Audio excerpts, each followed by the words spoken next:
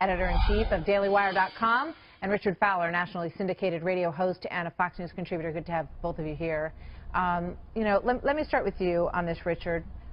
Your thoughts on free speech, and as we do this, let's put up an image that shows 1964 Berkeley, which is considered the home of the free speech movement as we headed into war. Berkeley 2017 on the right-hand side of your screen is a pretty shocking dichotomy. Richard.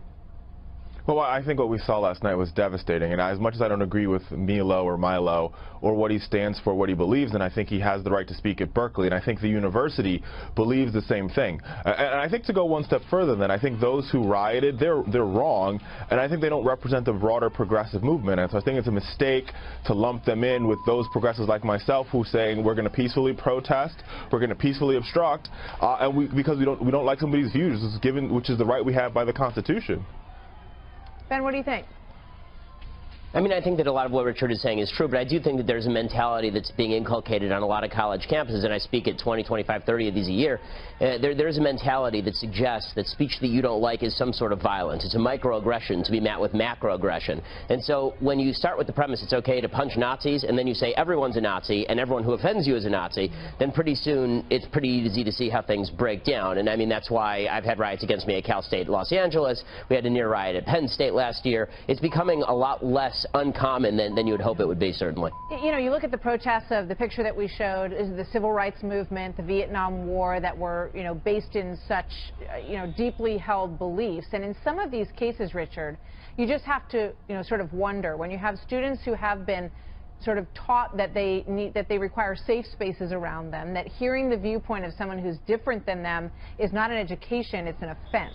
I think that we have to make sure that universities, and I give UC Berkeley credit in this case because they did come forward and say that they gave him a forum to speak in, and it wasn't necessarily their fault. So Donald Trump, the president's tweet, may have been misplaced, really, in terms of its direction. Richard? No, I think his tweet was misplaced. I think the university did everything in their power, and I would argue that probably a lot of these rioters don't go to UC Berkeley. I think the students can protest, and we could disagree with somebody. I think in Milo's case, his writings show that he is part of the alt-right, which is a code word for white supremacy, so I don't particularly subscribe to his beliefs. I'm adamantly against his beliefs, but I believe he has the right to speak. And so I think that's what we had to make the very clear distinction. I think to lump all liberals in and to lump professors in and say that they don't want to hear, voices of conservative views, I think that's wrong. I think our university system has proven the opposite because it produced a lot of conservative views, whether it be at Harvard, whether it be at UC Berkeley, or whether it be at Yale. Ben, what do you think?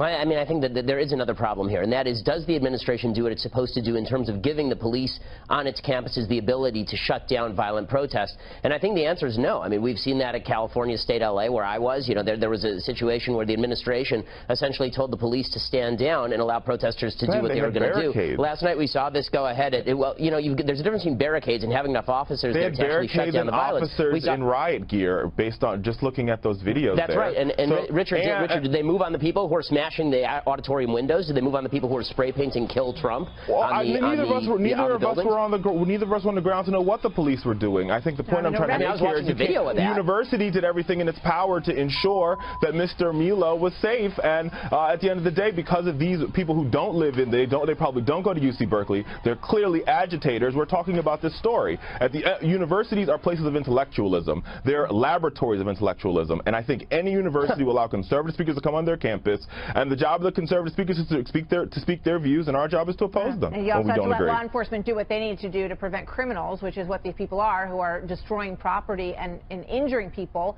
One man was there, to protect the right of free speech and got his nose broken. So we can't allow that, and that has to be cracked down on as well. Gentlemen, thank you very much. Richard Fowler, Ben Shapiro, good to see you both tonight.